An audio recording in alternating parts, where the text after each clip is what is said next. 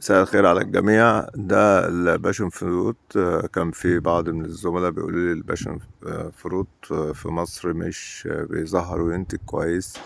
أنا في مزرعة هي في أبو غالب. ده ثمار الباشن.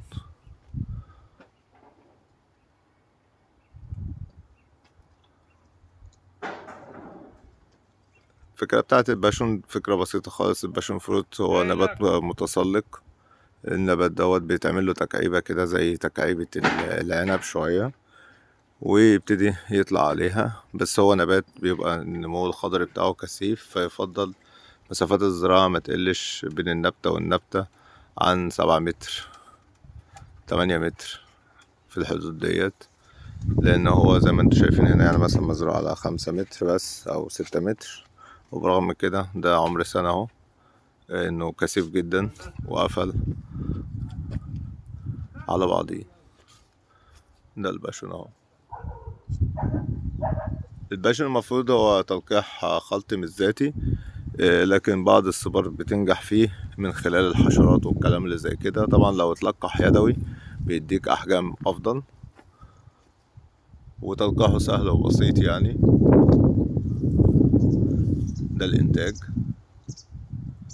بالنسبة للتكاثر بتاعه في طريقتين للتكاثر، ممكن عن طريق البذور اللي موجودة في الثمر، وممكن عن طريق العقل. والعقل يفضل ناخد القمة النامية اللي زي ديت، بنقصها ونشتلها.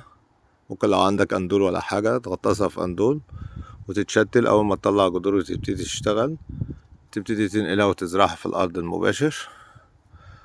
الميزة فيه إن هو إنتاجه بيبقى كويس وأسعاره كويسة جدا في السوق، وما بيحتاجش عناية كبيرة بأقل الإمكانيات. يعني هنا الجزء ده شغال معانا على الدراجون، على نفس خط المية بتاع الدراجون هناك جوه اهو. فماشي معاه في التسميد والري، وزي ما انتوا شايفين الإنتاج كويس جدا اهو.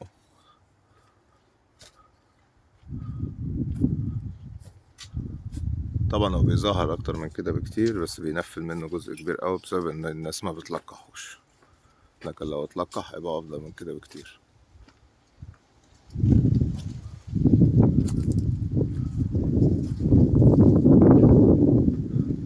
ده وقت الاسمار التلوين.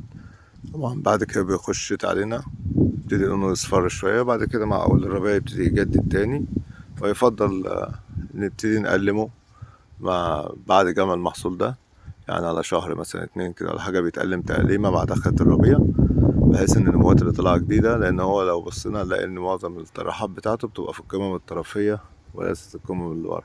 القمم الطرفية هي اللي بيطلع منها الطرح بتاعها. فده بخصوص البشر. لو انتوا حابين الموضوع اكتر ممكن اجيب لكم باستفاضة عن موضوع البشر من اول زراعته لحد الانتاج.